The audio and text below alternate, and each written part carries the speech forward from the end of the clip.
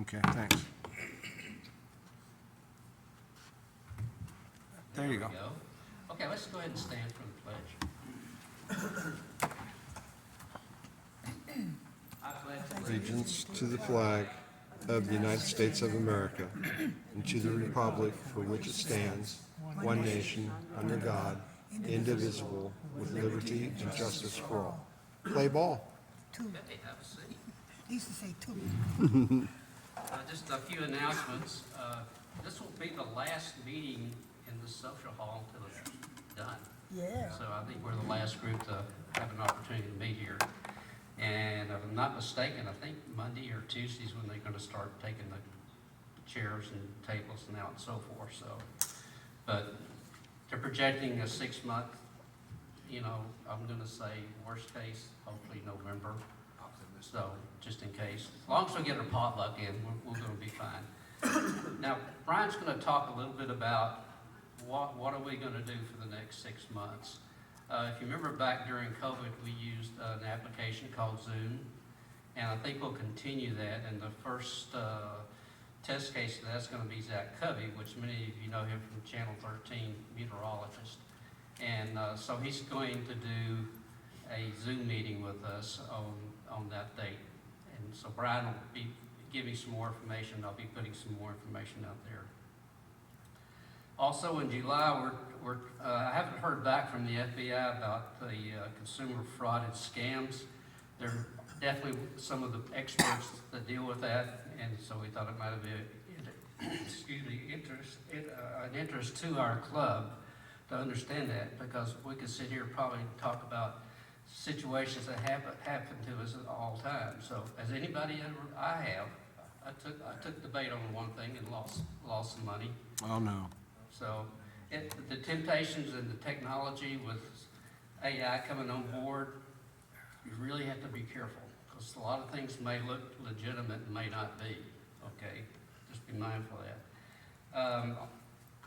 Again, we function mainly on donations, and right now we have $16.05 and 26 cents in our petty cash, so we're coming out of from last year to this year in pretty good shape. But like I say, I'm amazed at the generosity, because we'll go through the year and probably by the end of the year we'll have another $500 or $600 in the kitty. So it does help out in certain situations we have, especially during the potluck and some other things we're doing.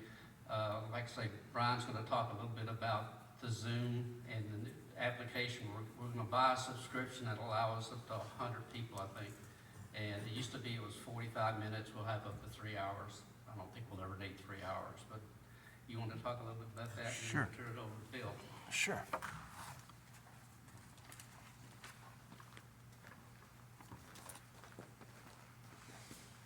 Okay, so we're probably somewhat familiar, it's back a couple, 3 years with the whole COVID issue when we were on Zoom to continue to hold our meetings. What we'll be doing is I'll be generating the Zoom meetings and then getting the link out to you. You might want to try going on that link, or maybe I could set up a test one so that everybody can check and make sure their software. A lot of us probably haven't updated our software since the COVID kind of was winding down and we started meeting in person again. So I might recommend that we all kind of fire up that Zoom, make sure we understand how to use it. And the nice thing about this time around is we used to have to send out 2 or 3 different Zoom meeting links because we only had 40 minutes. And so we'd have to, as we came up to the 40-minute, it was a big rush to get everybody to then click on the next link in the series of links to fire up a new 40-minute Zoom call or a Zoom conference. So with the purchase of the program, Larry and I talked about it, we're in a pretty good fiscal situation here. So Larry said, yeah, let's just go ahead and let's pick up the subscription. And so hopefully that will cover our needs and will be workable for everybody, okay? I had a fleeting thought of something I wanted to talk about for a but it escapes me. Lucky you. All right. I'd like to introduce, for those of you who have not met, this is Bill Hilchey. Bill's been helping us out with medical training, including CPR, AED training, for the last 3-4 years. Yeah. Been a while. So everyone, let's give him a nice round of applause.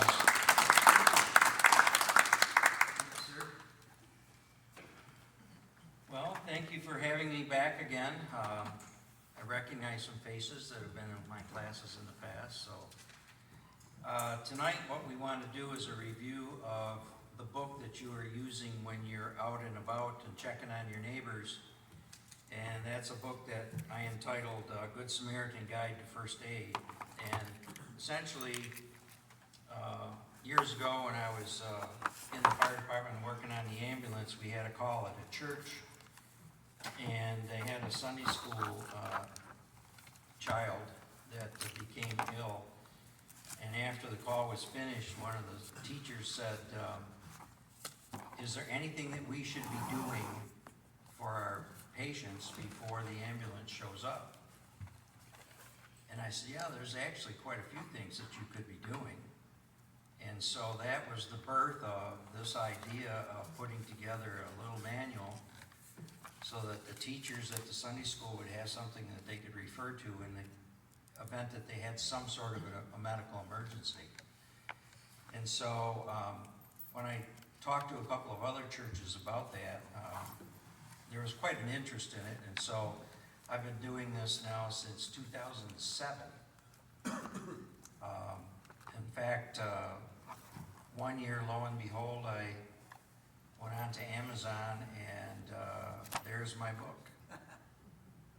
Someone had decided that they were going to try to sell it. Wow. Wow. And so I ended up having to get a copy written. I gladly will give out copies after copies after copies, free of charge. But I didn't like the idea of someone trying to sell it. And so I do have a copyright on this book, but let it be known that if you need to make copies for anything, especially for your purposes here, feel free. It's not a problem. Just don't try to sell it. Okay. All right. With that being said, let's, if you've got a copy, let's turn, and I'll give you a little background on myself here. For those that don't know me, I started in emergency medicine in 1975 and became a first responder, and then from there I became EMT, and I went through all the various levels of emergency medical technician. I was a basic and then an intermediate, and finally a critical care technician. And last but not least, I became a paramedic. And for 15 years, I taught emergency medicine for the New York State Department of Health, and taught everyone from first aid skills all the way up to the paramedic level, and really enjoyed doing that. And when I moved down here in 2010, I was invited by our softball team over in the plantation to continue to teach the CPR program to their players. And so that just evolved, and so I've been going around to a lot of the local communities and have been doing it for quite a number. In fact, I just looked at the records the other day, and I've exceeded 2,000 students. Wow. So Congratulations, Bill. it's been well received, and I'm glad, because I think everybody should know how to do these skills. The worst feeling in the world is being caught up in an emergency situation. It may not necessarily be life or death, but it's still an emergency, and not knowing what to do. That's the worst feeling in the world. And so if we can do anything to try to alleviate that and help you have a little more confidence in what to do if you face an emergency, then I'm for it. And I'll come back as many times as you want me to. So like Brian said, I do CPR, and I also do AED is included in that course.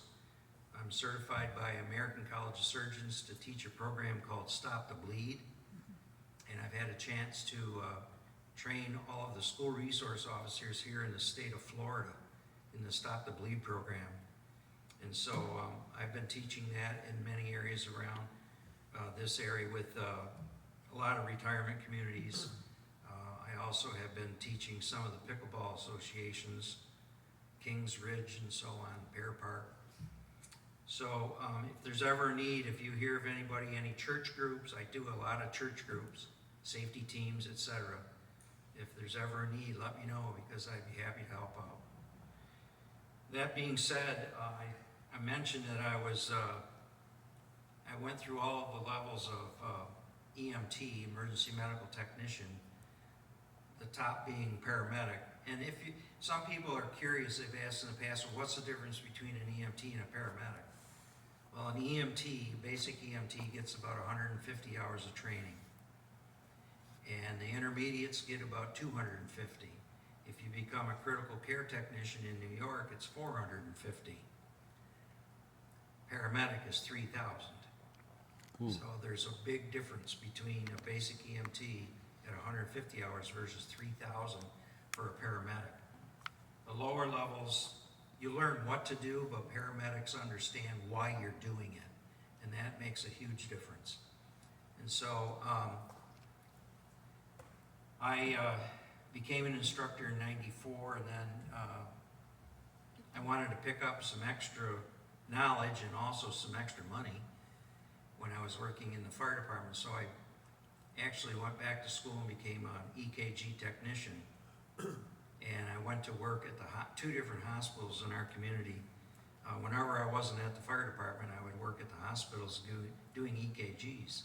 And that helped me as a paramedic to understand, when I was using my defibrillator, exactly what I was looking at. And so that was very helpful. I retired in 2010, and being from Western New York, about 40 miles from Buffalo, I landed here in Florida and gave up the 40 inches of snow up there. And so we've been here full time. We don't snowbird. In fact, they don't want me back in New York. But we live here full time. We have been in the plantation since we first moved down. And then 2013, after I was here, that's when I became certified with American College of Surgeons. So I mentioned I started way back in '75, just after they made the wheel. They invented the wheel. And this was my first ambulance. And that was, I found that to be kind of interesting, because that was really from World War I, and they were using this mode of transportation to get the patients around in the MASH units out in the field. I thought that was pretty interesting. Yes, it is. The funny part of it was, about 2 years ago, I did a session with homeschoolers because they needed credits for CPR to get their graduation.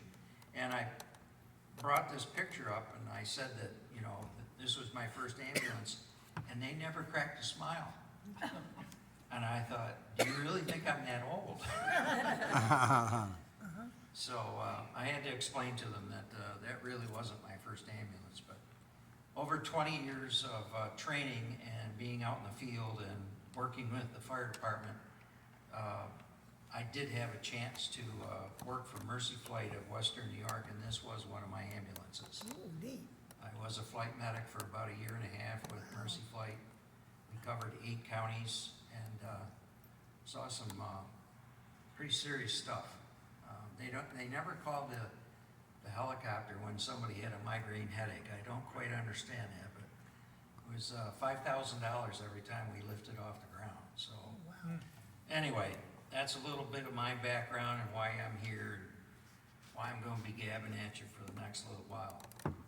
By the way, if we have any questions at all during any of this, don't hesitate to ask a question, because that's how a lot of learning occurs. I assume if I just keep plowing through that you're getting it. But when you stop me and ask a question, now I know that I have to go into a little more detail, and I love doing that. I don't mind the interruptions at all. And so this book was titled Good Samaritan's Guide to First Aid, and it's how can you help until that ambulance arrives. Now, as a point of interest, how long do you think it takes the ambulance to reach you after you call them? Right now in this area, if we had an emergency now and we called 911, how long do you think it would take for the ambulance to get here? 5 and 10. About 10 minutes. 5 to 10 minutes? Okay, any other thoughts? On the hour of the day. It depends on the hour. As a matter of fact, it depends on what they're doing, because they may be out on another call. In the city where I worked, we prided ourselves that we could reach any position in the city, any location in the city, from the time our call came in to the time we reached their door, we could make it in 3 minutes. Provided we weren't shoveling out fire hydrants, we weren't on another call, we weren't fighting a fire, and many other things. And so, personal life story, back several years ago, I was a volunteer for the Sheriff's Department as a Citizens on Patrol volunteer. And I would patrol all of Lake County in a squad car. And I pulled into Pear Park across the street, and a fellow was changing his tire. I thought I'd give him a hand. And as I pulled up, I parked beside him, and he collapsed face down in the dirt. And so I jumped out of the vehicle, and I ran over, flipped him over. He was not responsive, he was not breathing. I started CPR, and when I needed to give him breaths, I ran back to my car, I grabbed my medical bag out of the back seat. And I also grabbed my portable radio, and I called dispatch over the portable radio because it was much quicker than using my cell phone. And I said, I have a man down, CPR is in progress, I'm in Pear Park, across the street from Legacy on 27, send an ambulance. How long do you think it was before the first person showed up? 20 minutes at least. The first person to show up was a deputy sheriff that heard the call come over the radio, and he arrived 12 minutes after the first call went in. Oh, my gosh. I said, do you have a defibrillator with you? And he says, no. Oh, jeez. I said, then you can take over doing CPR because I'm about worn out. A minute later, here come a fire battalion chief that also heard the call come over the radio. He said, how can I help? I said, do you have a defibrillator? No, I don't. I said, go help the deputy with CPR. A minute behind them came the fire truck, and they had 2 paramedics. They had the defibrillator, they had the cardiac medications. They took over the call, they shocked him 4 times, got a pulse back, and now they've got to get him to the hospital. Well, you can't take a patient in the fire truck. You need the ambulance to transport the patient.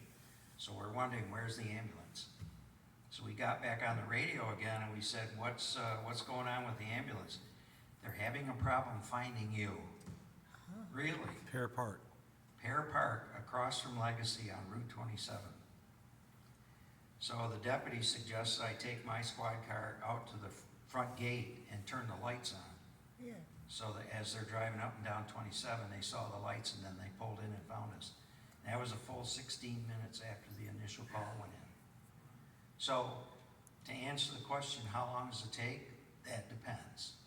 Okay, it depends on a lot of different things.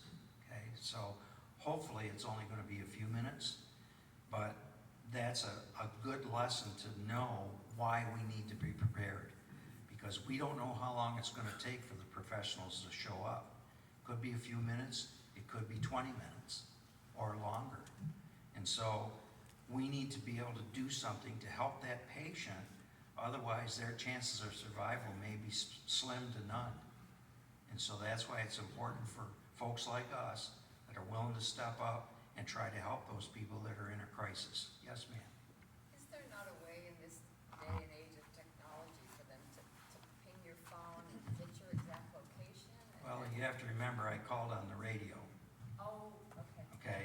all right. No, But that's you, okay. but you are correct, cell phones do have GPS capabilities, and they can find you.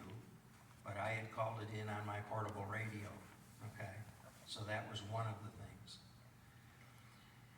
Okay, If you have any questions, again, pipe up, and let's turn to the first thing that I want you to look at, and that's the table of contents, which seems kind of basic, but one of the things that we did here to try to speed things up when you're in an emergency is we put the table of contents in alphabetic order, okay?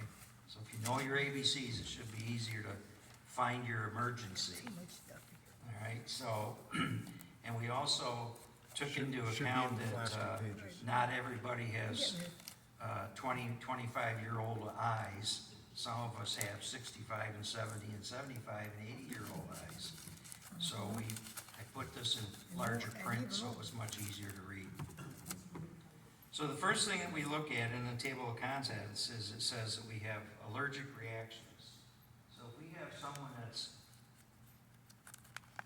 I went the other way. Oh yeah, let me cover this first. That's not in my book.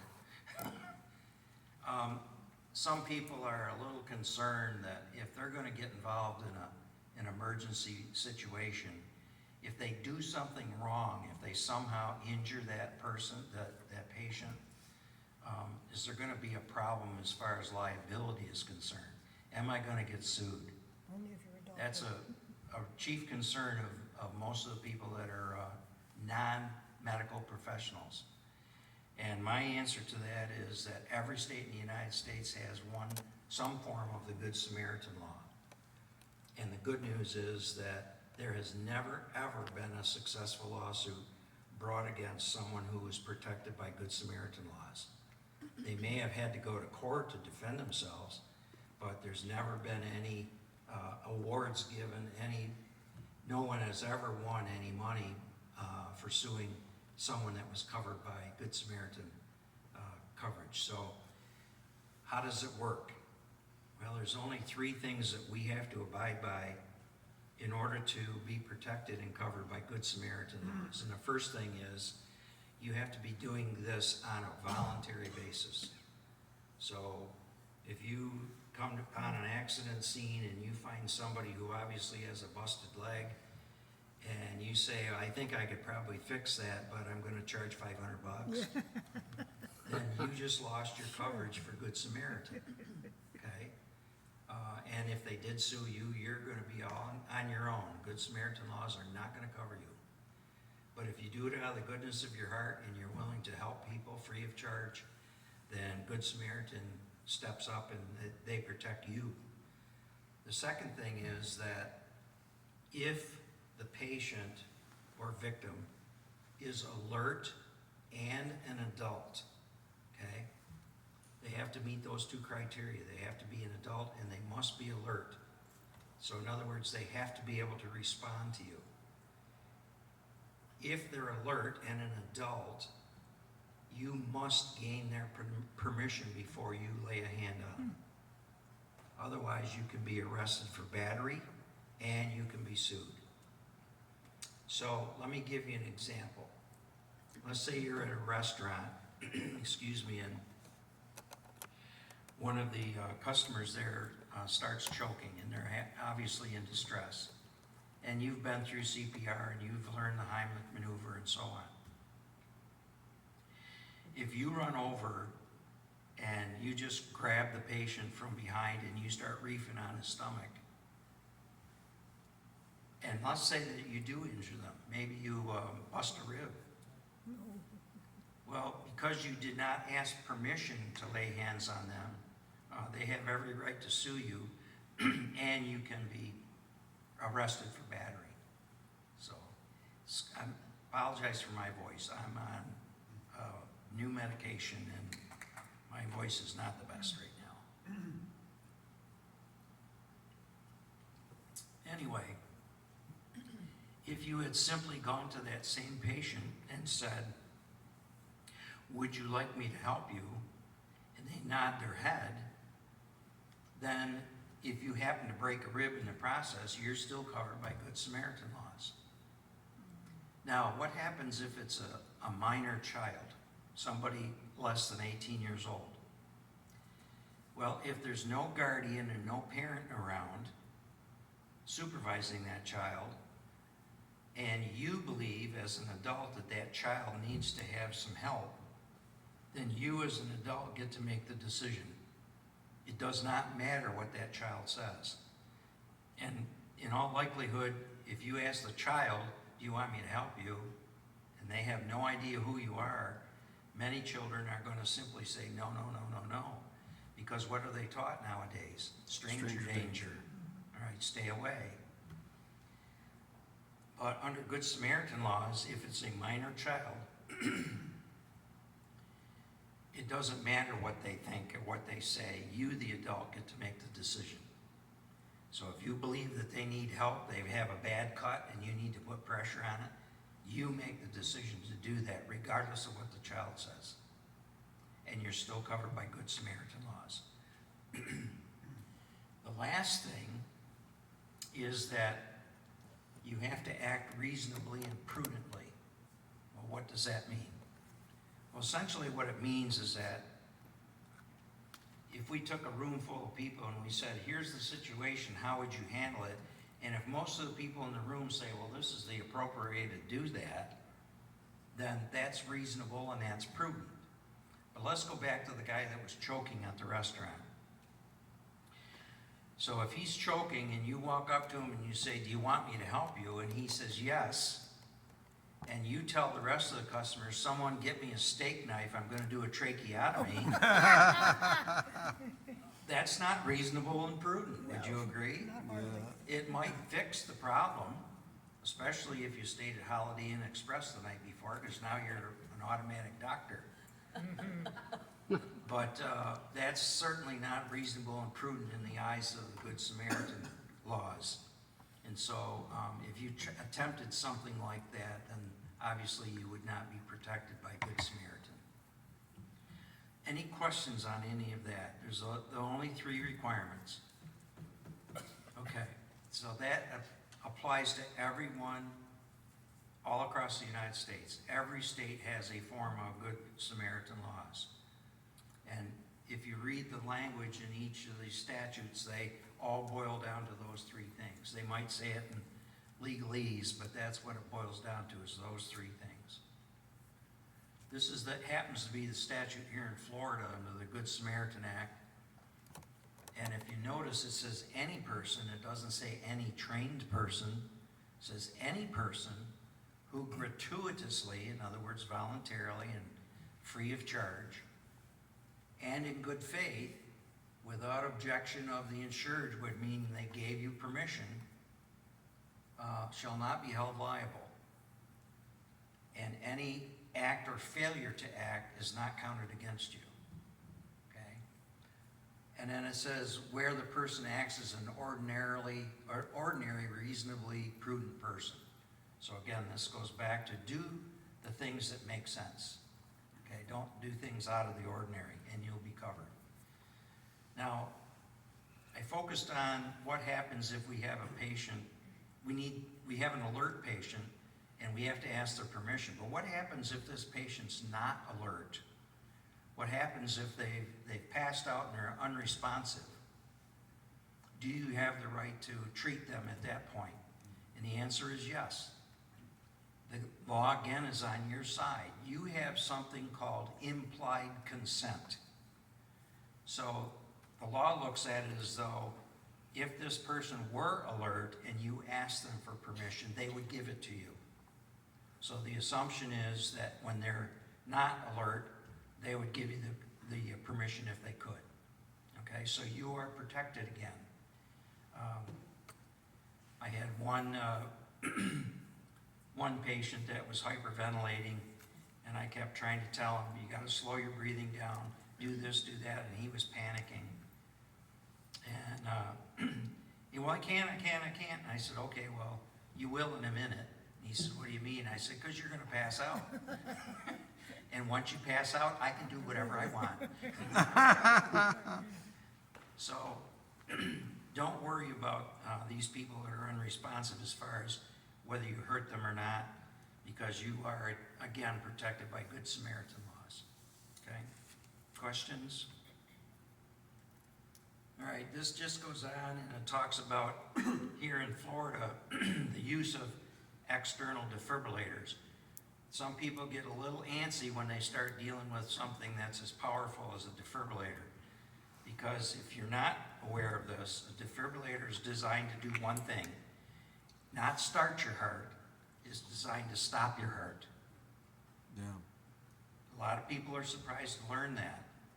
But a defibrillator stuns your heart and knocks out the electrical impulses that are part of the normal process in the heart. Your heart gives off its own electrical impulses, and sometimes they go chaotic. And the only way that we can fix that is we have to introduce an electrical charge that's greater than the charge that's in our heart, enough to the point that we stun the heart and we cause that internal pacemaker to shut down. So the defibrillator does not boost your heart, it actually stops your heart. It's designed to stop your heart.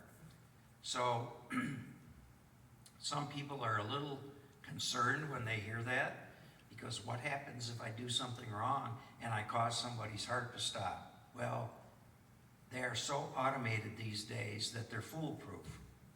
And that's why the Florida legislature actually enacted a law to protect people that are willing to use these.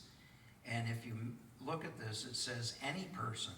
Again, you don't have to be trained in using a defibrillator. They're inviting everyone, trained or untrained, to grab a defibrillator and use it when the time is called for it. Why is that? Well, because they're so sophisticated nowadays that first of all, they will not even charge up and allow you to shock unless it's called for. They read the defibrillators read the electrical impulses in your heart, and if there's only two types of heart rhythms, heart impulses. If they read those impulses and it comes up, then the machine will actually charge it up and allow you to shock the patient. If it's not one of those two heart rhythms, it won't even charge up. So you can push the shock button all day long and nothing's going to happen. So they're very sophisticated, they're foolproof, and if you ever find yourself like in a public building somewhere, you're down at Orlando Airport or a library or whatever, most public places nowadays have some defibrillators somewhere. Some cases in a public facility like an airport, they call them a PAD, which is a public access defibrillator. So if you ever have a need for it or even think you do, grab the defibrillator, turn it on, and it'll tell you what else to do from that point forward, even if you've never seen that make and model. If you're not familiar with the defibrillators here on the campus here, there's one right here in the box on the wall, and you might want to take a look at it. I've never used that particular defibrillator in the past. I've used a lot of defibrillators, but not that type. But I would not hesitate, because once I turn the power on, it will tell me everything I'm supposed to do. It'll coach me through the whole process. So they're very sophisticated. You cannot injure someone improperly. And that's why the Florida legislature said we need to encourage more people to use them. Okay? Any questions on that one? Yes. Okay, in the case where, Just a second, let me get you a mic. Because they can't hear you at home. Yeah, they can. In the case where it's the situation where shocking the heart is not appropriate, does the machine tell you that? So you're not thinking it's not working properly? Yes, it does. Let me give you a little more detail. When I was in school for EKG technician, we had to memorize 86 different heart rhythms.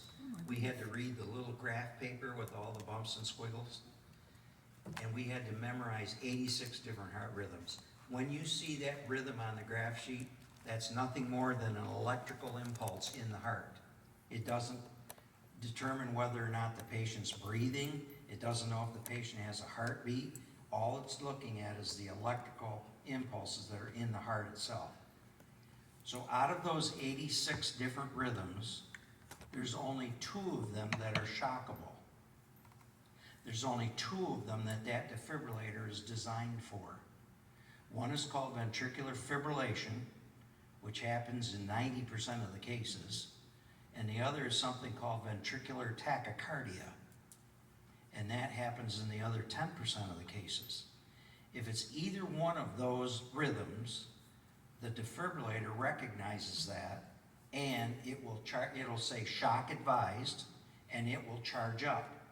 Then a button will start flashing to let you know that it's charged, and then the device will say, push the shock button now. So it tells you when to shock. Now, let's assume that it finds some other rhythm. Let's say that it finds pulseless electrical activity, PEA, all right? That's not shockable. And so what the machine is going to tell you is it says, no shock advised. Resume CPR, because that's the only alternative.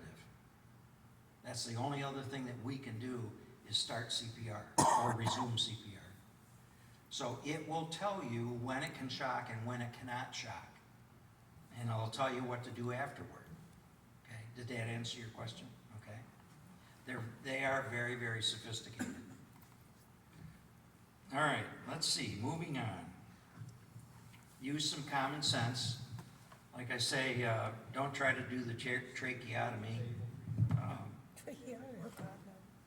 And don't try to do a cesarean section. None of those things. And so there's never been a successful lawsuit in the United States against a person that is providing first aid and they abide by those 3 requirements that we mentioned earlier. Use common sense. Call 911 immediately because you want the professionals there as fast as possible. Whether it's 3 minutes or 20 minutes, you want them there. If the scene is not safe, do not enter because it doesn't do anyone any good for you to become a second victim. Now, when might that happen? Well, let's say that you're driving down the highway and you see there's a motor vehicle accident and there's a person laying out on the shoulder of the road. You jump out of your car, you run down to see if there's anything that you can do to help, and lo and behold, here's this wire that's dangling from a pole. Probably not a good idea to get close to that situation. Some people say, well, as long as I don't touch the wire, I'm good. That's not true. Depending on how much voltage might be going through that wire, it gives off an energy field. As it touches the ground, it actually gives off an energy field that could be 30 or 40 feet away from the wire. And if you step into that energy field, you could be electrocuted.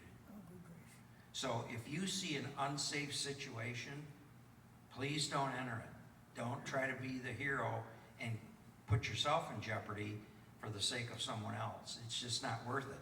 Because I'll give you a true life example. Happened here in Florida, northern Florida. It was about 5 years ago. There was a gas line that had been that burst. It was underground, but it was blowing out, and people could hear it. It was escaping above ground. They sent the utility company out there to fix it, and they had opened up a hole with a backhoe, and here's the line spewing all this natural gas under high pressure. The 2 fellows that were there to fix the line, one guy jumped down in the hole to work on the pipe while his partner stayed above ground. He looked in the hole a couple minutes later and his buddies passed out in the hole. Oh, no. So he got on the cell phone and he called 911. Sent the fire department, sent an ambulance, send everybody. They came several minutes later. Volunteer fire department came out there to help out. And when they got there, they found the pickup truck, but they didn't see anybody standing around. So they went over to the hole. Here's 2 guys in the bottom of the hole. So one of the volunteer firefighters says, well, I gotta help them. So he jumped in the hole. Oh, no. 3 people died that day. Oh, my gosh. They all became asphyxiated in the bottom of that hole because the gas had displaced the oxygen. So if you see an unsafe situation or believe it could be unsafe, don't even think about going in there. If I see someone collapsed on the floor and I start walking over to check it out, and I get hit with a really strong odor in my nose, guess what? Time out, let's reevaluate. Because that might be what caused that person to go down. So your eyes, your ears, your nose, everything needs to be looking, checking, and to see if there's something there that's not safe.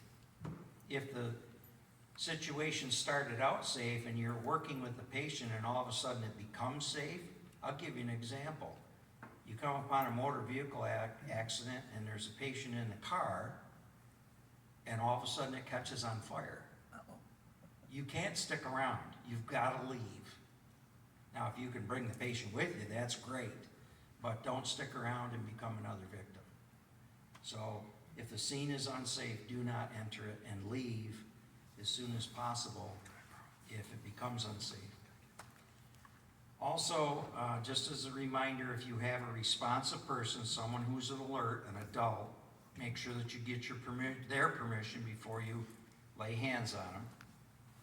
Hey, Bill, Yes, sir? do you mind if I throw something in here? Absolutely. So the nature of what we do, right, going door to door, banging on doors, trying to gain access if needed to help somebody inside, we need to follow what Bill is saying very closely and carefully, that our safety is job number one. Use your nose, use your eyes, listen for what's going on around you if you can, and make that determination. Don't put yourself at risk trying to help somebody else. That's noble, but that may end in a bad outcome for you as well as whoever's inside. So be very, very careful in what we do out there, folks. Okay, thanks. Thank you, Bill. Now, the one thing too that we should remember is that once we start to help someone, we should continue until someone is able to take our place. Now, I mentioned to you that I did CPR on this gentleman over at Pear Park. It was 90 degrees that day. I was 70 years old at the time. 12 minutes of CPR and not that kind of heat, I was about worn out. And so, the question that I have for you is, when can you stop giving aid to someone? Any ideas?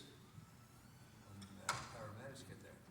When somebody that has the same level of training or higher can take my place, that's fantastic. When's another time that I can stop? When you have no pulse. What's that? I'm just kidding, I said when they have no pulse. I'm just Well, kidding. many times they don't have a pulse when they are unresponsive. You can stop when you become endangered, okay? So when I'm doing that CPR and I feel like, man, I can't keep this going, I can stop because I might become a second victim if I keep going. So yes, I can stop, right? Otherwise, if you can keep it up, let's use a different situation. Let's say that someone is bleeding severely. It's life-threatening, and you have to put pressure on that wound to stop the blood. Well, as long as you can hold that pressure until someone else can take your place, you should continue to hold that pressure. All right? It may not wear you out, but you've got to keep that pressure on that wound to keep the bleeding controlled. Any questions on that? All right. Next thing. Now we're at our table of contents that is alphabetized. And so you can see we've got a variety of different situations here. Allergic reactions, bleeding, bone, joint, or soft tissue injuries. They all kind of fall in the same bracket. Unless you have an x-ray machine, you're probably not going to be able to tell whether it's a bone or a joint or a soft tissue injury. Usually it takes an x-ray to determine that. Breathing emergencies, burns, choking, victims that have head, neck, or back injuries, heat emergencies, nosebleeds, seizures and convulsions, and then we have a category called shock, and we're not talking about electrical shock, we're talking about medical shock. There's 8 different forms of shock. Then there's stroke, and finally we have people that are unconscious or unresponsive. And so we can flip over to the next page and look and see what allergic reactions tells us to do. And you'll notice that in almost every one of these situations, the very first thing that we do is call 911. In almost every situation. Because we want the guys that have the equipment and the knowledge to arrive as fast as possible. So our first thing is that we're going to call 911. If the person is stung by a bee or a wasp, you can remove the stinger. And why would we want to remove the stinger? Anybody have any ideas? Because the poisons continue to be pumped in. Exactly right, especially like a honeybee. When they sting you, that stinger comes off their abdomen, but it continues to pump, and it's pushing venom through that stinger into the wound. And so you want to try to remove that stinger to stop the venom from entering the wound. It could be tricky. And the best way to do that, we found, is use something like a credit card and just swipe it across that stinger and it'll pop right out of there. If the victim has an EpiPen, what is an EpiPen? Epinephrine, I'm sorry? epinephrine. It's to counteract the inflammation. It's actually called epinephrine, which another word for it is adrenaline, okay? So epinephrine, if people know that they have an allergy, especially like to wasps and bees and peanuts and that type of thing, when people know that they have an allergy, a severe allergy, many times their doctor will prescribe an EpiPen, an epinephrine pen, and they are self-injected. And so if the victim has an EpiPen, have them self-administer. And why is that? Why don't you do it? Don't know. Why? Same reason. Because you're not trained to, okay? In order to administer a medication by law, you have to be trained in how to do that. And so, yes, ma'am. The only problem with that is sometimes the patient is already losing it by that time. And there's still a way to do it, okay? And I'll tell you how. We had a 14-year-old who was stung by a bee at our Labor Day celebration. A lot of wasps in the trees in the park that we were in. He come running over because I was on duty and he saw me in uniform. He was all panic stricken. He said, I just got stung by a bee. And I said, are you allergic? He says, yes. And I said, do you have an EpiPen? And he says, yes. I said, well, then get it. He says, well, it's in the car. And he says, and I don't know where Dad parked the car. Oh, no. So we got on the loudspeaker and we made an announcement and we said, asked for his father, and he showed up right away. And now the kid is fading fast. I mean, he's starting to lose consciousness because his airway is tightening up. He's not able to get a lot of oxygen. And we literally had to carry him to the car. His father opened it up, handed me the EpiPen. The kid was like out of it. And so what we did, because I was a basic EMT at the time and I was not allowed to administer medication. Shh, don't tell New York. Okay? So what did we do? Well, his hand wrapped around the EpiPen. My hand wrapped around his. And he was able to deliver the EpiPen to his leg. So in essence, he had self-administered, even though he had no idea what he was doing. He wasn't conscious enough to really make that assessment, but there are ways to do it, okay? So if the victim does have an EpiPen, have them self-administer. Assist them if you have to, okay? But let them use that EpiPen. And then if necessary, if they've stopped breathing and they don't have an EpiPen, then if they're unresponsive and they're not breathing normally, then our next resort is we have to do CPR. Okay, so that's the last resort. Any questions on that? We had one young lady that was at a Dish to Pass church function after services were over on a Sunday morning. And we got called in the ambulance to go and pick her up and bring her to the hospital. Well, She was in a panic. She was broke out in hives. She was highly allergic. I said, "What did you eat?" She says, "I'm allergic to celery." Say what? Celery, which I'd never heard of before, but she was highly allergic to celery. Never heard of that. And so we got her in the ambulance, and I started, I gave her an epinephrine injection, epi injection, and started an IV on her, and she went out like a light. She stopped breathing. She was down for the count. Had to do CPR all the way into the hospital. I tried to insert an airway into her, and she still had a gag reflex, so I couldn't put the airway in. We got her into the emergency room, and the doctor tried to put the airway in, and I told him, I said, "She still has a gag reflex, Doc." "Oh, I'll show you how to do it." So he inserted the airway, and she immediately projectile vomit all over him. Yay! Anyway, she was so allergic. This was at 1 o'clock in the afternoon. We got called to her house at 7 o'clock that night. She'd been in the hospital all afternoon getting an epi drip, and they released her. She got home, that epi drip wore off, and she went into anaphylactic shock again. And we had to start all over again and get her back to the emergency room. So allergic reactions can be really, really scary, because some people are just highly, highly allergic to that. So, any other questions? Next thing, bleeding. Call 911. Now, obviously, if it's a minor cut, you know, you cut your face when you're shaving or cut your legs when you're shaving, you guys don't experience that, right? Anyway, those we know are just minor, and what do you normally do? Band-Aid. Put a Band-Aid, put a little pressure on it, and it stops. It's no big deal. What we're talking about here is we know it's a big cut, we know it's a lot of blood, and we've got to stop that bleeding. So how do we do that? Well, put direct pressure on the wound using gauze or a clean cloth. Yes, sir? Okay.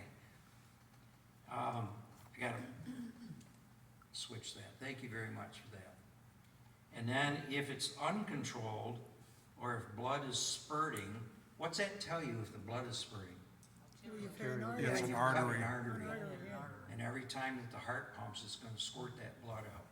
So if it's spurting, pooling, or soaking clothes, then we have to apply a tourniquet if it's on a limb, which is where most of our cuts are, because they stick out everywhere. Then we want to apply a tourniquet 2 to 3 inches above the wound, or if we don't have a tourniquet, then we pack the wound. Now, what's packing the wound? Well, you take some gauze or a shirt or whatever's available, and you start stuffing it into the wound itself. And you get that material up against the blood vessels that have been severed. And then you put pressure on that gauze, and that puts pressure on the blood vessels. And so we can either tourniquet or pack the wound and apply forceful pressure. Do not, and years ago you may have been taught, if you were in some other first aid courses, do not ever loosen the tourniquet after you've applied it. Once you get the bleeding stopped with a tourniquet, leave it alone, don't ever touch it again. You don't loosen it, you don't remove it. The only people that do that now are the paramedics or the doctors. Why is that? Well, they found out from the Iraq and the Iran wars that these tourniquets can remain on the patient for hours without causing any harmful effects. It used to be that if you put a tourniquet on, you figured they're just going to have to amputate that limb. And so it was always used as a last resort.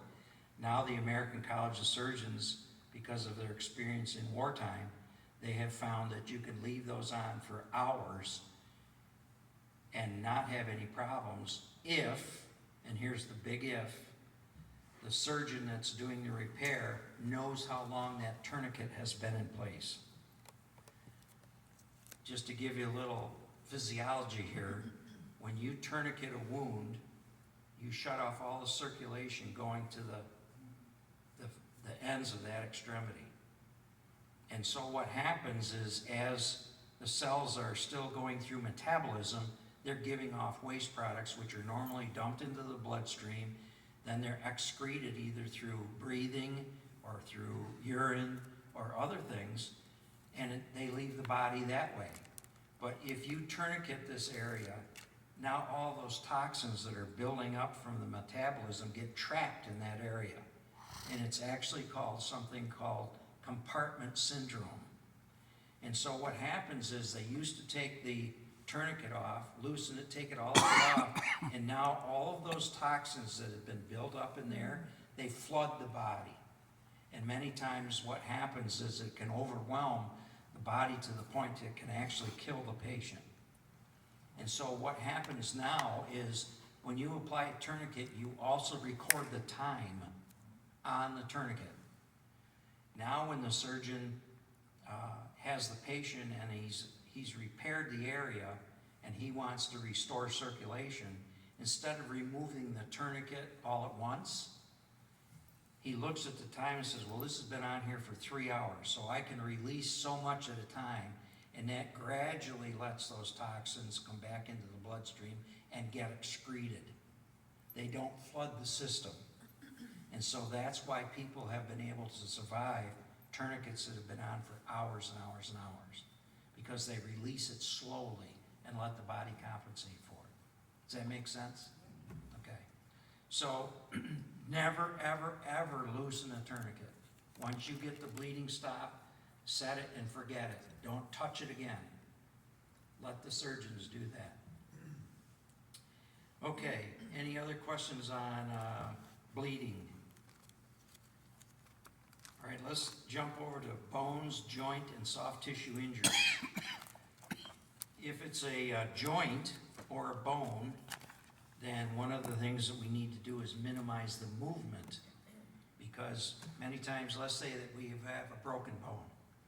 Well, many times those bones will cut the blood vessels if we allow those broken bones to move.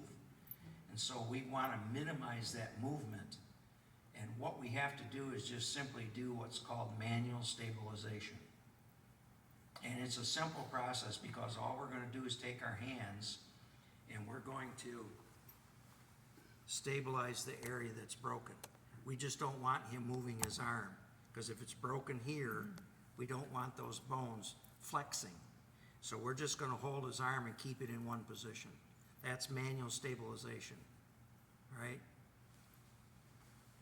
So that's the first thing we can do, is manually stabilize and prevent those blood vessels from being severed.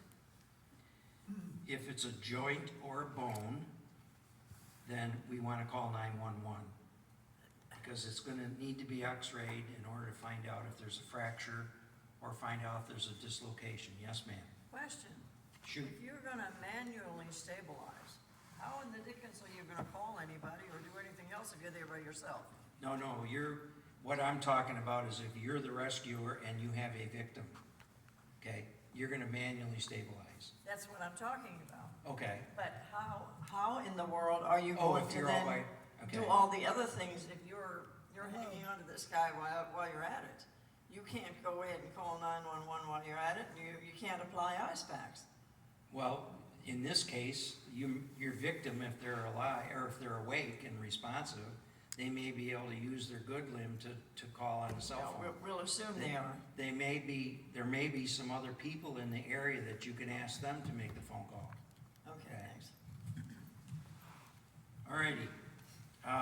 After you've stabilized and you've called 911, then the next best thing that we can do for that victim is to apply some sort of cold. The cold does a couple different things. It reduces the swelling, and the other thing it does is it helps with some pain control. But the thing about cold, whether it be an ice pack or a bag of ice, or some people will use like frozen vegetables, a bag of peas or something like that. One of the things you always have to remember is that before you apply a cold pack or ice to the wound, you have to protect it from the skin. You can't put it directly on the skin. You need to have some sort of a barrier. You might want to put a washcloth on there or something else to protect it from being directly applied to the skin. Does that make sense to everybody? Yes. Excuse me, question. Yes, go ahead. Thank you. I know that there are these ice packs that Yes. you can break these things and they will automatically become ice. Might not that be something to carry in Should have 'em in an there. emergency pack?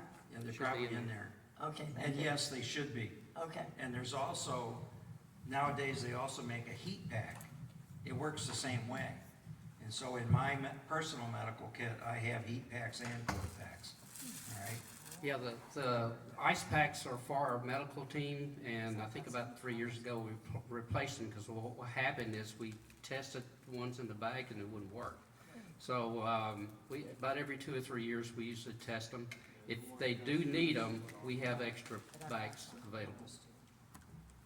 Yeah, if you don't understand how they work, there's a little package inside of that bag, and you have to hit it quite hard to break it open, and then it mixes with the other chemicals that are in that bag. If you can't break that pouch that's inside, then it's not gonna work. Okay? Any other questions? Next thing that we go to is breathing emergencies. If it's a breathing emergency, you want 911 there as fast as possible. Do not make the patient lay down. Many times, that's one of our first inclinations. Well, let's lay him down, and that way he'll be better off. Well, not in the case of breathing emergencies. I couldn't find it. When someone is struggling for air, laying down is one of the worst positions for them. And what we used to say is put them in a position of comfort, whatever's most comfortable for them. Usually they need to be propped up, sitting up, so that it's easier for them to breathe. As a matter of fact, when we arrived at a lot of breathing emergencies, when we would arrive on scene, we would find the patient in this position.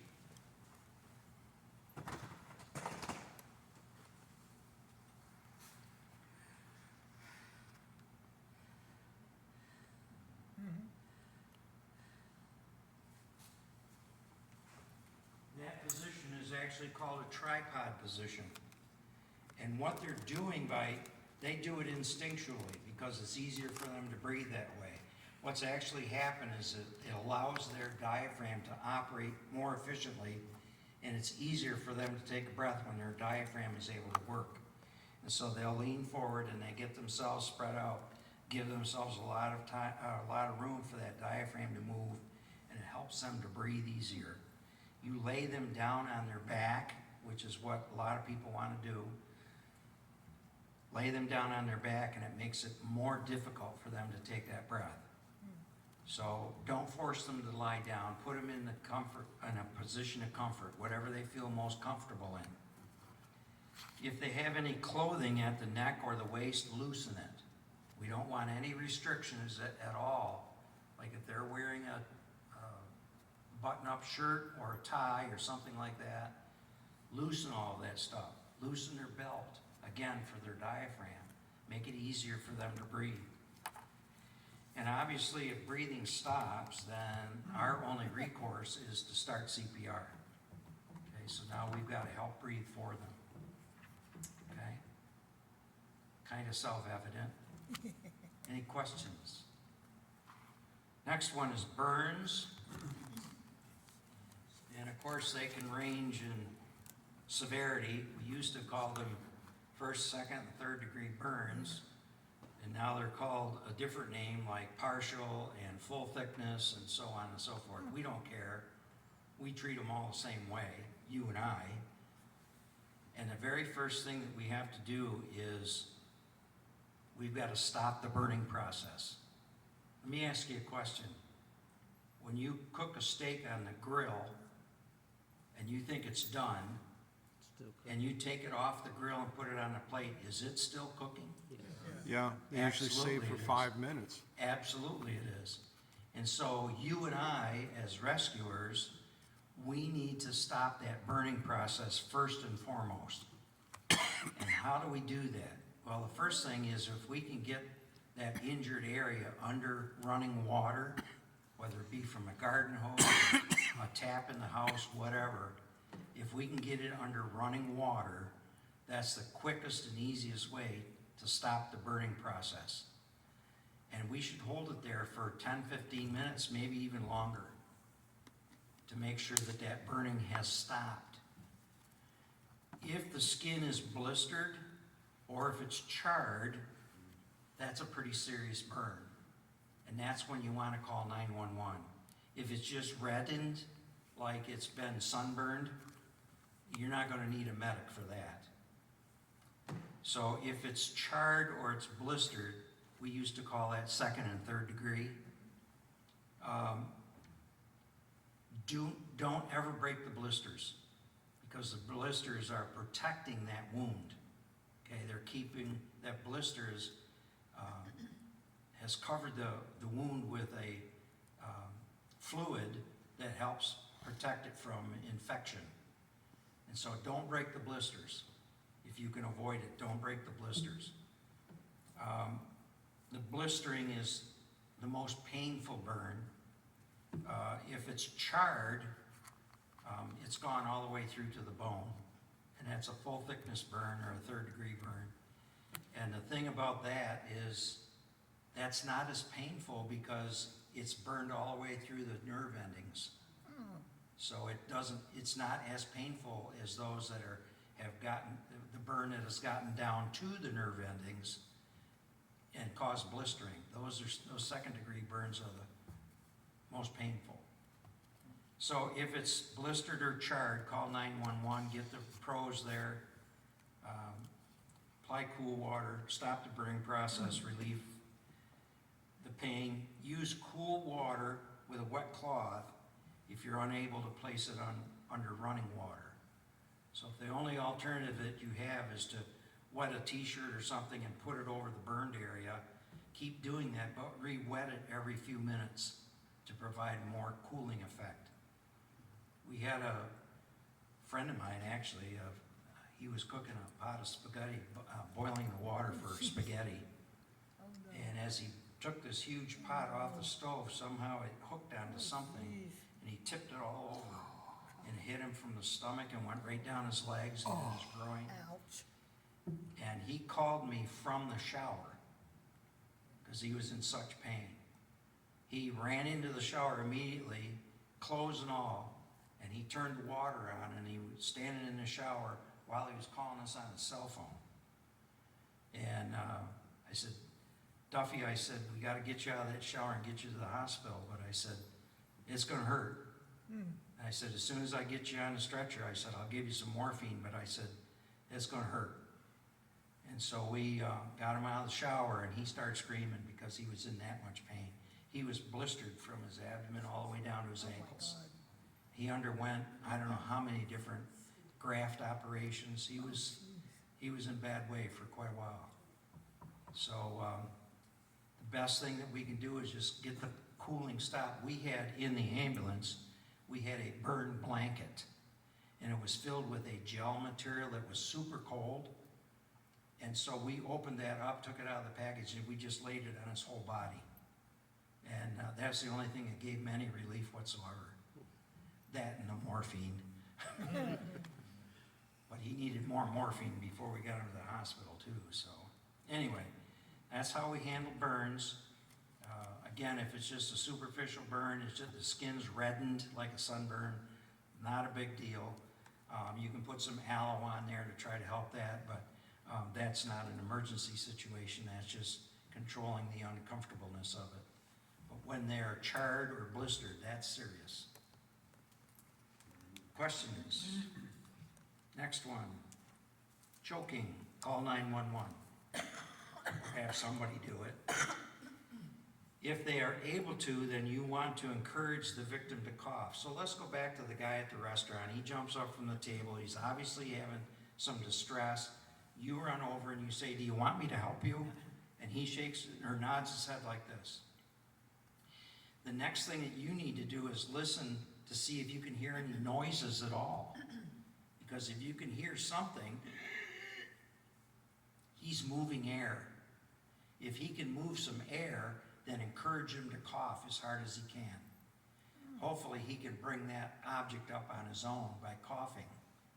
If you don't hear any noises, he's totally blocked up. He's not moving any air whatsoever. And that's when you have to get behind him and perform this, we call it abdominal thrust nowadays, but you probably knew it as Heimlich maneuvers. Okay? If you don't know how to do that, then you should attend a CPR course. Learn how to do that. It's not that difficult. Do not hit them on the back. If Larry's choking and I ask him to stand up, let's say if he stand up. If I ask him to stand up, if I hit him on the back and I loosen that object up, where's it gonna go? Down. It's gonna go down, so it's probably gonna get stuck even deeper, okay? So we do not wanna hit an adult patient or a child on the back. However, if we have an infant, one that is small enough where we can turn them upside down, then we put their head lower than their body and we do hit them between the shoulder blades to see if we can loosen that object up. Back 7 years ago, my wife and I were in Australia and she was taken ill on the ship. We were on a cruise and the doctor on the ship ran her through a bunch of tests but said, I really want you to have one more test that I can't do on board, so I've called an ambulance. When we dock in Perth, Australia, they're gonna come pick you up and take you to the local hospital and run this test. So while she was having her test done, of course I went looking for the paramedics because I wanted to talk shop with them. And I said, I heard that here in Australia, you actually, when someone adult is choking, you actually hit them on the back. Is that true? And he says, yeah, that's true. And I said, well, if you do that, doesn't it just loosen it up and drop it further down? And he says, no, mate, you don't understand. He says, we ask them to bend over at the waist first so that they're putting their head lower. So they bend over at the waist and then they hit them on the back. I said, well, that's odd. I said, I've trained firefighters in Dominican Republic. I've trained them in Costa Rica. And I said, I've never heard of this being done before. And I said, why is it that here in Australia you adopted that technique? He says, because we're from down under. I knew he was And gonna that's a say true that. story. That's a true story. So, Bill, on the Heimlich, do you go right below the lowest rib? actually what we do is we find the navel and we go just above the navel. Okay? We want to try to stay away from the ribs, so we're way down, Right. just above the Don't navel. wanna break any ribs. Okay? If they're unable to cough, then we have to do the abdominal thrust, or otherwise known as the Heimlich maneuver. Don't hit them on the back unless you're in Australia. Never blindly put your fingers into a child's mouth. Why do you suppose that is? They might bite, but more importantly, Push it all the way down. you might push that object down further into their throat. The key word here was blindly. Never stick your fingers blindly. If you open their mouth and you see the object, that's different. Now you reach in and you grab a hold of it. But you never stick your fingers in there fishing around to see if you can find something, because you may push it down even deeper. And if the victim becomes unconscious, then you turn to page 19, and if we flipped over there real quick, it says unresponsive or unconscious. Okay, and we would follow that procedure on page 19. All righty? Questions? All right, let's look at head, neck, and back injuries. It says if there's any possibility, no matter how remote it is, if there's any possibility of a spinal injury, which would be to the neck or the back, then call 911. Now, where are you apt to have a spinal injury? From somebody that's sick or somebody that has trauma? Trauma. Trauma. So what's trauma? Trauma could be somebody falls down, somebody's in a fight, and they get punched. That's trauma. Somebody's in a car wreck. That's trauma. It's outside forces that are inflicted on the body, okay? That's what a trauma would be. An illness doesn't cause trauma. And so, if the person is just sick, and they haven't suffered any trauma, then they probably don't have any spinal injury to deal with. But if there's trauma, but they still fell off a stepladder, for example, they may have some trauma. Well, if that's the case, we want to protect that spine, in particular the cervical area, in the neck. So we want to prevent that from disrupting the spinal cord itself. And so the thing that we need to do to protect them is to manually stabilize the head and the neck. So what we're going to do is ask the patient not to nod their head or shake their head, because oftentimes, of course, as a medic, we had to ask a whole lot of questions. Yeah. Are you on any prescriptions or da-da? And they're going, oh no, I don't take it. No, wait a minute. And they want to nod their head or shake their head. So what we have to do is we have to manually, if there's any possibility they might have a spinal injury, we need to manually stabilize their head. You're the guinea pig. Okay. So all we're doing is putting our hands across the side of their head, and we're keeping them from tipping it or turning it or shaking it up and down.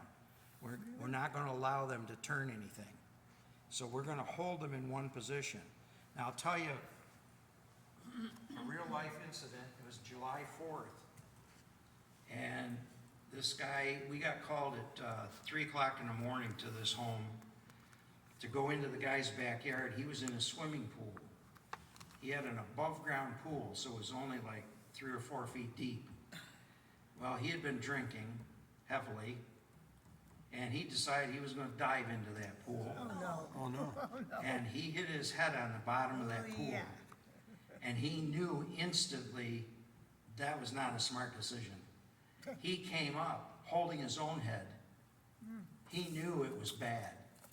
And so he was still in the pool when we got there. So we said, can you walk over here to the ladder? So he walked over to the ladder. He would not touch the ladder. He wouldn't take his hands off his head to help himself out of the pool. We had to lift him out of the pool. He went to the hospital holding his own head because he knew that he had really done some damage. He broke 3 vertebrae in his neck. He was fortunate he didn't cause any damage to the spinal column, but we had him in a neck collar. We had him in traction blocks. We had him fully tied down on the trip into that hospital. But manual stabilization is what saved him. And he was smart enough, just instinctively, he knew that he couldn't move his head. He just knew it. Even though he was inebriated, he still knew it. He sobered up in a minute. Oh, he sure did. He was pretty serious when we got there. So if there's any potential, call 911 obviously, and put manual stabilization on that victim until the EMS crew arrives, and then they can take over from there. Many times what the EMS crew will do is they will have you continue to hold manual stabilization while they put the neck collar on them. And then you can let go. So it's really important. It could develop into a very critical situation very quickly. So if there's any potential, if you think that there's any type of trauma involved, then start thinking spinal injury, all right? Questions on that? All right. Somebody's gonna have to show Larry how to do the stabilization because he couldn't see it. What's the replay? All right, next one is gonna be heat emergencies. Do you think we have those down here? Might happen. All the time, Yeah. all the time. In fact, I've been a victim of them myself. So if it's a heat emergency, that's a 911 call for sure, okay? If somebody just feels hot, well, that's not a big deal. But what's a heat emergency? Well, there's all different types of things. You've probably heard of heat exhaustion and heat stroke. And Well, the most dangerous one and the most life-threatening is when the patient has stopped sweating. They have used up all the fluids in their system. And now they're in really dire straits. That's a bad, bad situation. Their body, the reason why we perspire, excuse me, the reason we perspire is to get rid of the heat, the excess heat in our bodies. When we can no longer sweat because there's not enough fluid in there, we can no longer get rid of the heat. And so, probably, many of you probably know this. Why does a dog pant? To expel. Because they can't perspire. Oh, So that's how they get rid of the heat in their body. They pant. And that's what happens with a person, many times, a person that's in a heat stroke. They start panting because they can't get rid of the heat any other way. They do it, it's instinctive. So, first thing, no matter what it is, whether it's heat exhaustion or heat stroke, we need to get that person into a cool place. Now, I suffered it when I was in a bicycle race. I had gone 53 miles at 93 degrees that day, and I collapsed on my bike. Happened to be in front of a fire department that I ultimately went to work for. And I was actually laying on the grass underneath a sprinkler out on their lawn before someone recognized me. And they came out to see me. I said, "What's the matter, Bill?" And I said, "Man, I am done. I'm cooked." And they brought me into the air conditioning, which helped immediately. But I still ended up going to the emergency room, and I had to have IV fluids. So get them to a cool place. You need, just like stopping the burning process, well, you've got to stop the heating process by getting them into a cool place. Remove the perspiration-soaked clothing and loosen any tight clothing. You need to get circulation going and keep it going without any restrictions. Apply cool water-soaked cloths to the skin. Notice I didn't say cold. It's a cool. You're going to let evaporation do the work for you. You're not using the water temperature to try to cool the body down. You're trying to use evaporation. So soak the clothing, whether it can be, it's a shirt or whatever, towels or whatever you've got, soak it in cool water and cover the patient with that in a cool place. Keep them in the shade. If you have any ice packs, or if you have ice available and you can get it into a bag, plastic bag, then the areas that you want to apply it to are where the blood vessels are closest to the surface. So where are those? Well, under your arms, okay? On your carotid arteries, up the side of your neck, that's where this blood flow is closest to the skin. In your groin area, and also down around your ankles. The blood vessels are close to the surface. So if you put something cool like an ice pack, remember, protect the skin. You can't put it directly on the skin. You got to have a barrier. But if you can put those items on the areas where the blood vessels are closest to the skin, you'll get them cooled down much quicker. Fan the victim and place them on their left side. Now, the fanning, of course, aids in evaporation.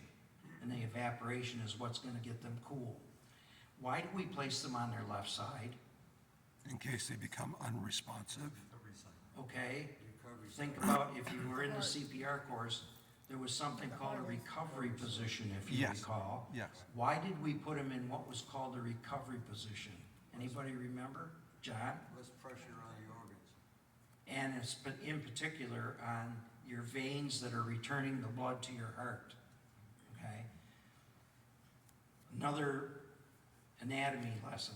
Okay? We have the biggest veins in our body are on our right side. Okay? They are called the vena cava. The upper ones are called superior, the lower ones are called inferior. But the vena cava are the biggest veins that bring the blood back to the heart.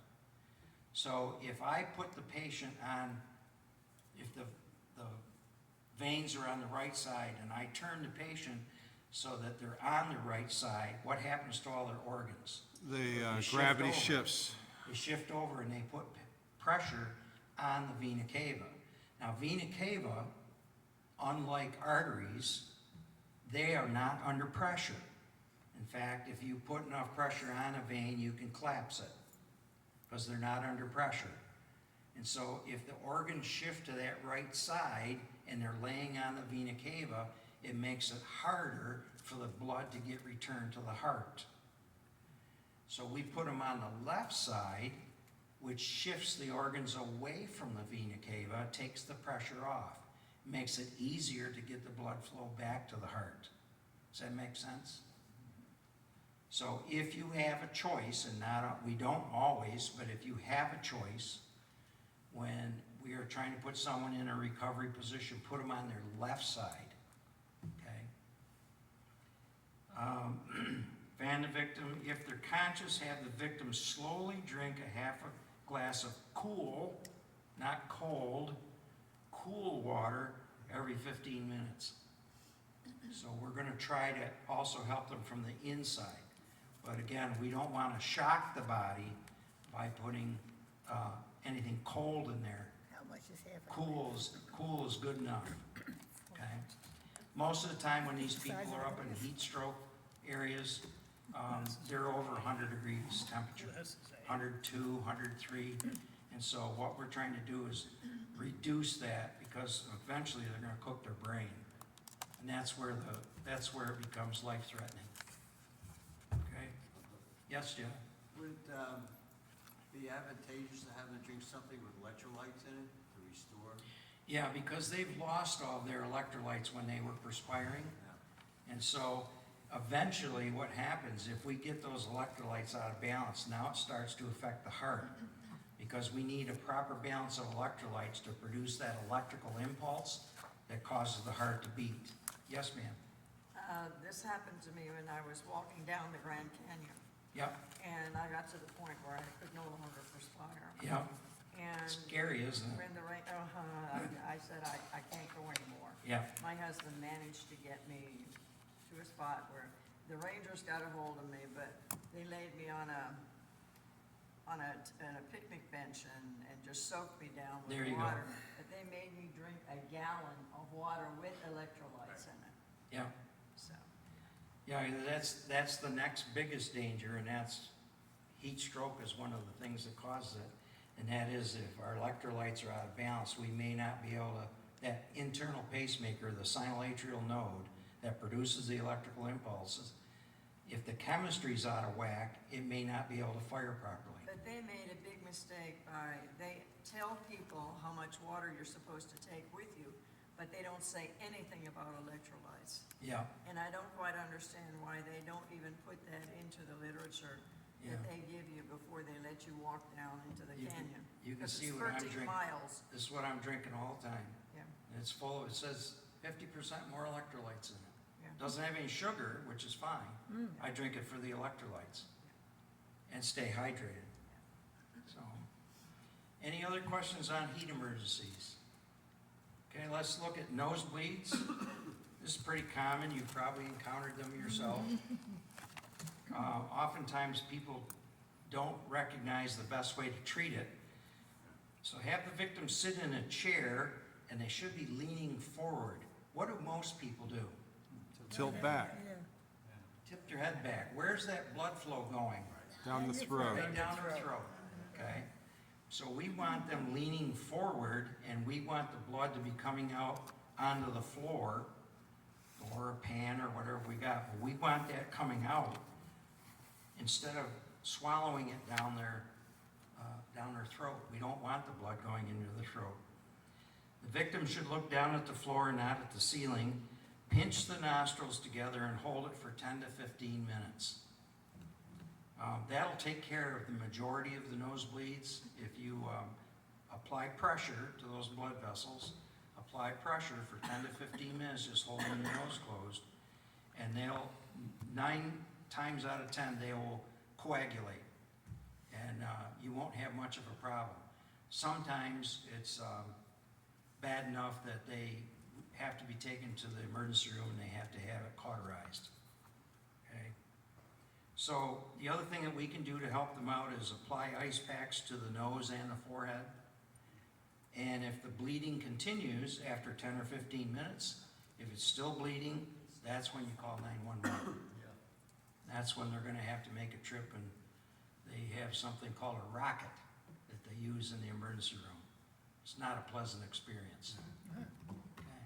Any questions? Pretty simple stuff. Next one we're going to do is seizures and convulsions. If a person's having a seizure, that's definitely a life threat, or it could be. And so we definitely want the ambulance there as fast as possible. For our first thing should be to call 911. Now, ideally, you're gonna have more than one person around with this victim, and so it might be you take care of the victim while someone else is calling 911, but that's the first action we need to take. Secondly, assist the victim to the floor, because when they're seizing or convulsing, they're not alert, they're not responsive, they're out of it, but they're seizing and convulsing. So we have to help them get them down to the floor and place something soft under their head. Now, when I say seizures and convulsions, they can take a wide variety of forms. You can have something called petit mal, which is very minor seizures. They may just be shaking, or they may be like a little boy in my niece's preschool class. He was sitting in his chair when it was time for recess, and he was usually the first one up and out the door. Well, the class got up and left, and he's still sitting in his chair. And my niece thought, well, that's not right, something. So she went over to check him, and he was like immovable. He was just sitting there, and he was staring straight ahead, and he wasn't doing anything. There was no reaction to him. And it was like the lights were on, but nobody was home. And so she recognized right away, she didn't know he was having a seizure, but she knew it was severe, something was wrong. And so she called the ambulance, and that's when we went. And this poor little guy, 4 years old, he was having a seizure. But he wasn't shaking and convulsing like you'd expect, but he was having a full-blown seizure, and we had to take him to the hospital for that. So it can take all forms, petit mal, all the way up to grand mal. Grand mal seizures are where they're flailing and thrashing and kicking. So assist them to the floor first, place something soft under their head. Do not try to restrain the victim. Years ago, we used to. Years ago, we'd throw several bodies on them and try to pin them to the floor until too many rescuers got hurt. They're very powerful. And sometimes the victim themselves got hurt because they had people holding them down, and they'd thrash so hard they might break a bone. And so now, this has been the last 20 years, we don't restrain them. What we do is we protect them. And the way that we protect them is we move all the things away from them so that in their thrashing around, they're not going to hit something. And that's how we protect them, but we don't restrain them. Because we can get hurt, they can get hurt. So don't restrain them. Clear the area around the victim to avoid injuries. And never, ever, ever place anything in their mouth. We used to have... Used to do. I'm sorry? They used to. Yeah, we used to have what they call a bite screw. We carried it in the ambulance. It was a big plastic thing about that long, seafoam green. And it had threads on it, like a big screw. It was about that big around, went to a point, and what we would do is we'd place it in the side of the patient's mouth, and we'd turn that thing, and it forced his jaws open. Because what was the thing that we used to say years ago? Oh, he's gonna swallow his tongue. Right. Well, first of all, that's a physical impossibility, Well, okay? It's attached to your lower jaw. You cannot swallow it. but you can obstruct. It can obstruct, but you cannot swallow your tongue. And so we threw those screws away. They're no longer carried on any ambulances. We used to also, at one time, we used to use tongue depressors to try to hold their tongue down. And in some cases, those victims were biting the stick in half, and now they've got the danger of swallowing it. So we don't do anything like that anymore, never. We just move everything out of their way, let that seizure, that convulsion end, and it will eventually. What can we do to help out there with this patient then if we can't touch them? Well, what we can do is help the EMS crew. We can observe this convulsion, this seizure, and we can time it. We can determine, Next I gotta page. get to the next one? Okay, Yeah, next next page. one. I've got to observe the patient's seizure or convulsion and advise the personnel on the EMS what I observed. Were they just sitting there staring in their chair and weren't doing anything? Were they trembling and shaking, or were they full-blown thrashing around? That's important for the EMS people to understand. The paramedics are going to probably give them Valium to quiet them down. But if they had, like this little guy just sitting in a chair, it probably wasn't even necessary to give him anything. But it's important for the EMS personnel to know what kind of convulsion it was, and secondly, how long did it last? So we want to time it. If it started and only lasted for 30 seconds, well, that's important to know. If it went on for 4 minutes, that's really important to know. If it stopped and immediately started again, that's really important for us to know. And so you need to, first of all, observe the type of convulsion and then time the length of the seizure activity and let the ambulance folks know what's going on. Once the convulsions are over, we're going to put them in a recovery position, which was what side are we laying them on? Left side. Okay. The reason why we do that is, first of all, if there's any fluids that are building up, like saliva or even blood or vomit, we want that to drain out onto the floor instead of them aspirating it and sucking it down into their lungs. So if we tip them on their left side, that now has a chance to drain out and helps their protect their airway. So that's seizures and convulsions. Any questions on that one? Just for fun, why the left side and not the right side? Well, we just had that discussion about the vena cava. Oh, the vena cava, okay. Yeah.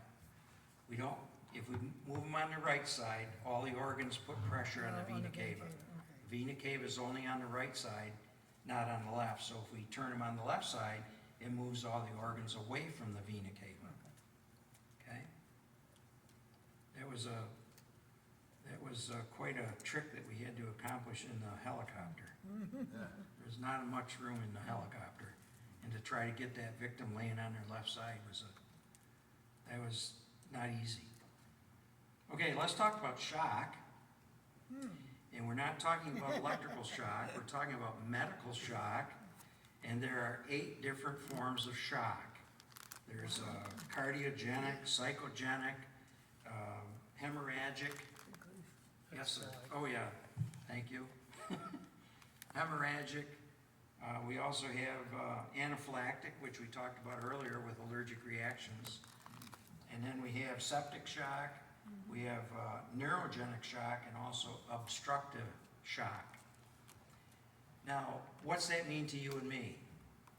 We don't care what kind of shock it is. It all has the same symptoms, and we treat it the same way.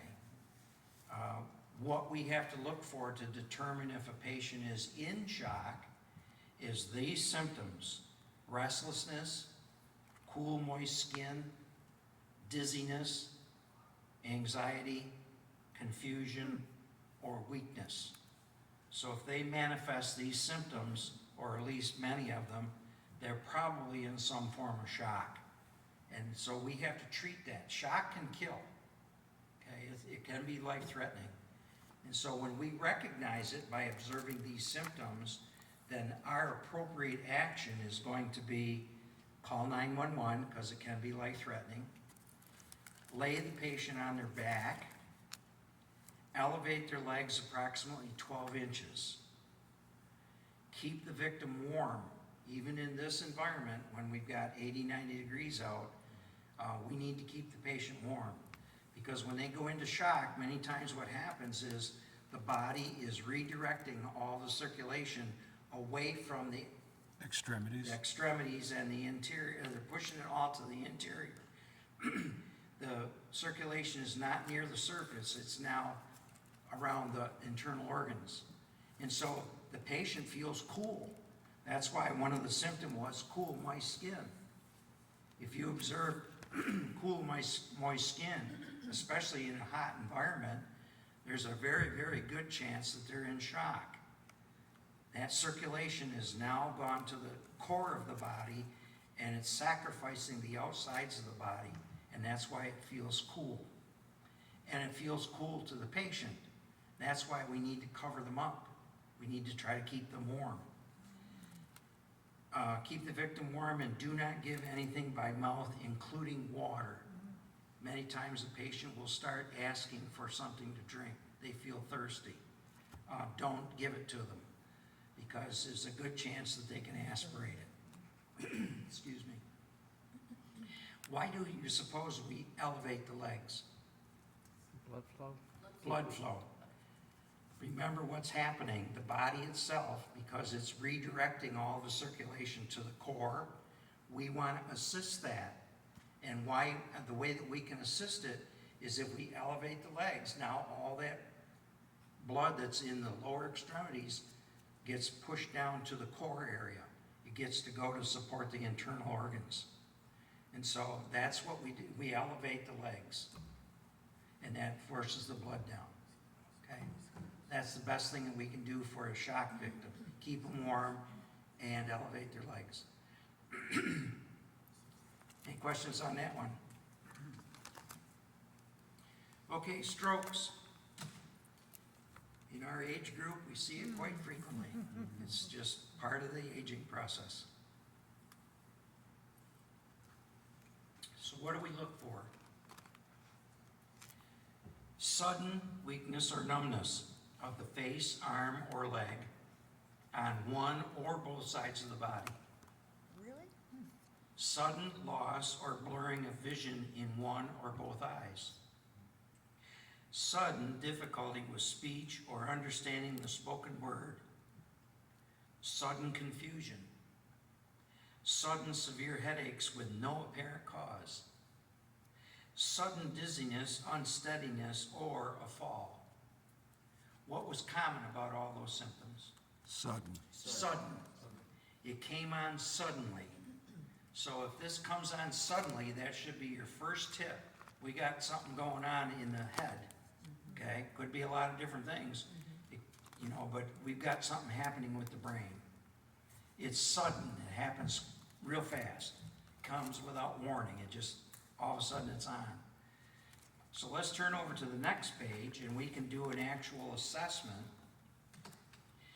to find out if we really are dealing with a stroke. So the first thing that we want to try to remember is this mnemonic, which is called FAST, F-A-S-T. So the F is for face. What we're going to do is ask this victim to try to smile. And many times what will happen is if they have a paralysis going on, one side of their face might go up into a smile while the other side of their face droops. And so that's a sure sign that they probably got a stroke going on. The second thing that we can ask them to do is we want to check their arms. And what we do is ask them to raise their arms together like this.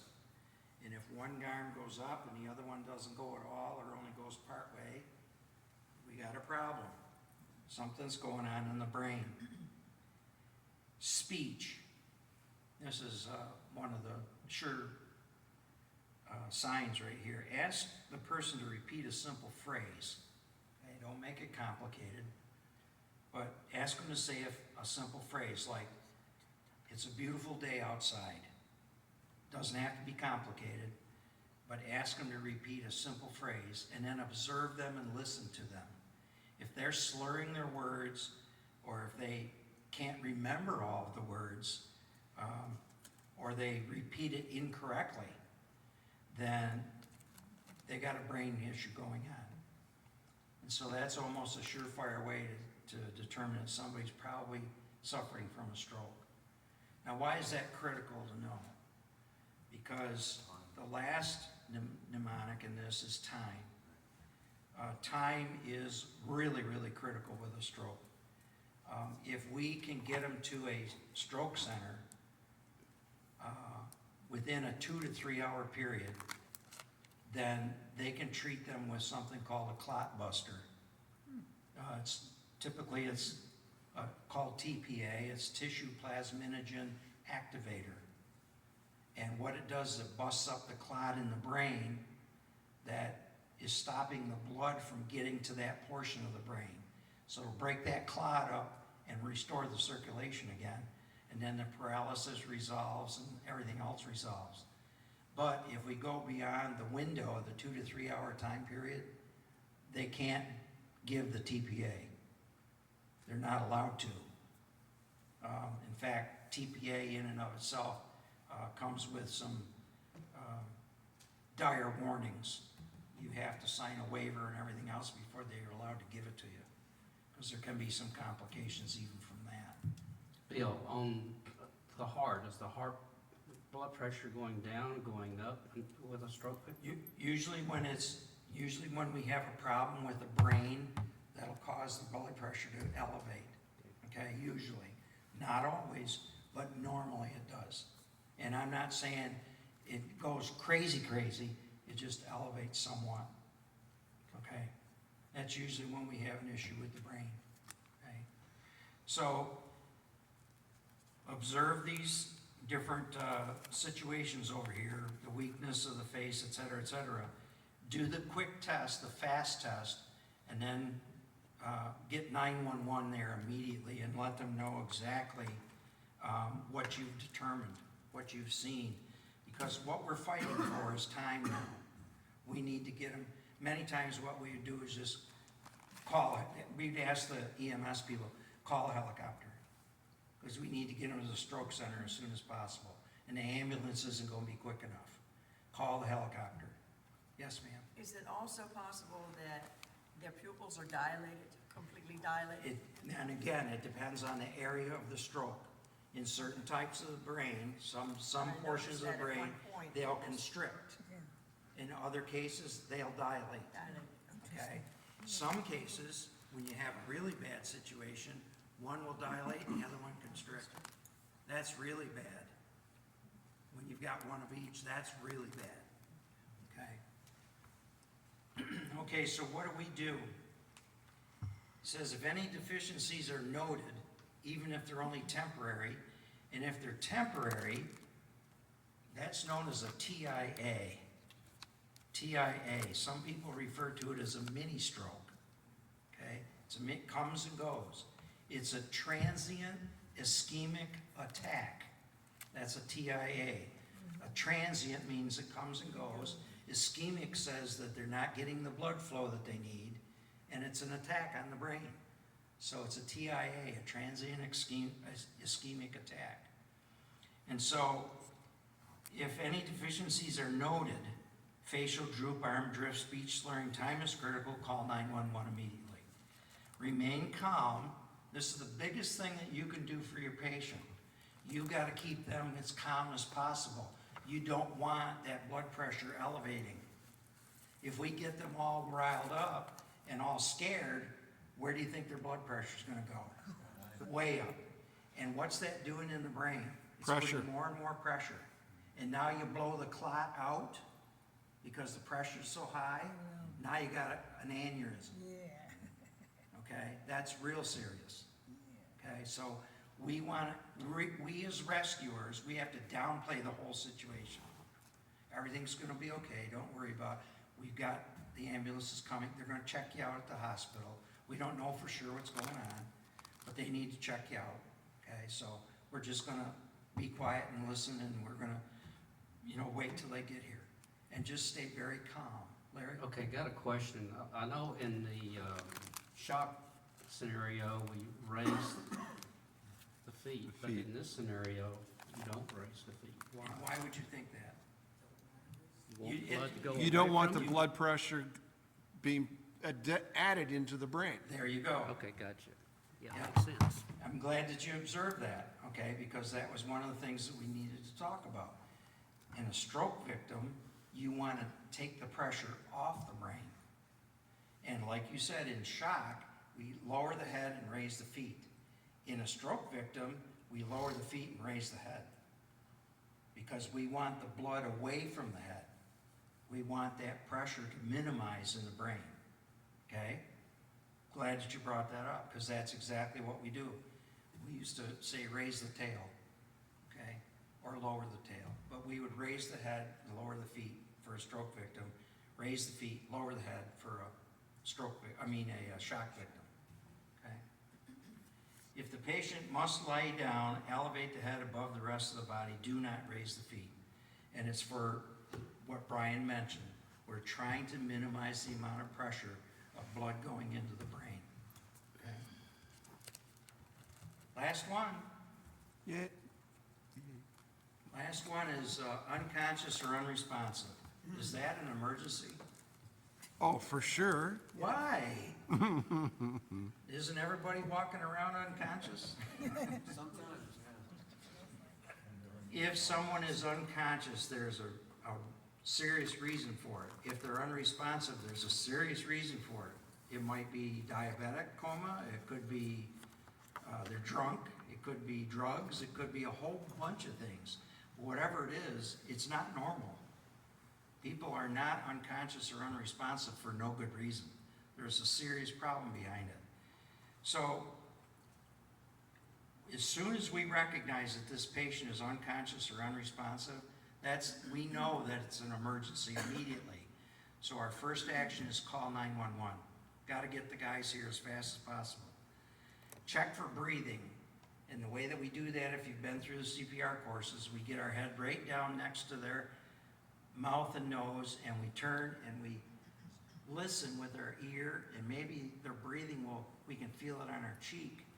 And we also want to turn our head to look at their chest, see if their chest is moving. That'll tell us whether they're breathing. So if it's an adult patient, we want to determine if it's normal.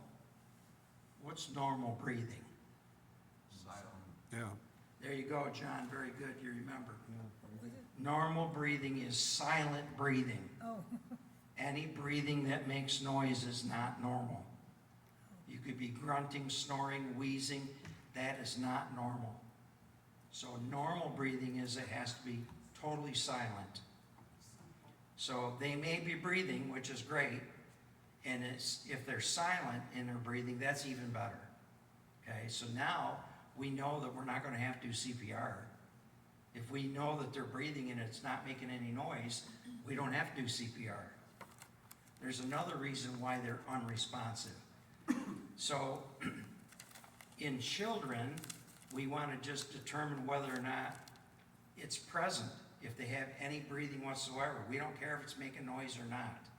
With children, any type of breathing is good.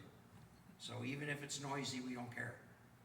If it's adults, it has to be silent. If it's not normal or it's not present, then that's not normal, and so we've got to start CPR. We've got to be breathing for the patient. If the breathing is normal, in other words, it's silent in an adult or it's present in a child, now what we're going to do is put that victim in what position? Recovery Recovery position. position. We're going to help them to recover because they're breathing, so we don't have to do CPR. So we're going to roll them on their left side, if we can put them in that side, and allow those fluids to come out of their mouth and monitor their breathing. And if they're unconscious or unresponsive, that's okay for now. We wait till the guys in the ambulance show up, and then they'll probably do a finger stick and see if they're got a diabetic situation or something else. But we want to get them in a recovery position so that their breathing can be monitored. Now, it says start CPR, so who can tell me how many compressions and how many breaths for CPR? 30 to 100. what? How many compressions? 30. 30. Go ahead, John, give us the rest of it. 2 inches deep, Yep. 30, 2 breaths, 100 times a minute. Yep. So we're going to do 30 compressions. They all have to be at least 2 inches deep, or 2 to 2.4. according to the 2020 standards, so carry your ruler with you. 2 to 2.4 inches deep, even on a child. 30 compressions, 2 to 2.4 inches deep. You have to go fast enough where you could complete 100 of them in a minute. Staying alive, staying alive. Yeah. That's 100, 103 beats a minute. And if you can't remember staying alive, then do row, row, row your boat. Row, row, row your, that's 100 beats a minute, okay? And then at the end of 30 compressions, you do 2 breaths. And you put only enough breath in to see the chest start to move, and then you stop. So that's a quick crash course on the CPR. Just a reminder. What questions do you guys have for me? That'll cover probably 90% of the things that you're ever apt to face in the field. Wow. So if you have no questions, I thank you for allowing me to come. I hope that this helped you, and we hope that you never use it. Amen. Thank you. I know it ran a little late, but I think it was very good information. T-shirts from last year, we're gonna sell them for $5 to get them moved in. So if you need a replacement or something like that, or don't have one. Same thing with the Stop the Bleed kits or trauma kits are $10. So we got plenty in the inventory if you don't have that, so. Okay, we're all dismissed. Okay, thank you. Thank you, everybody.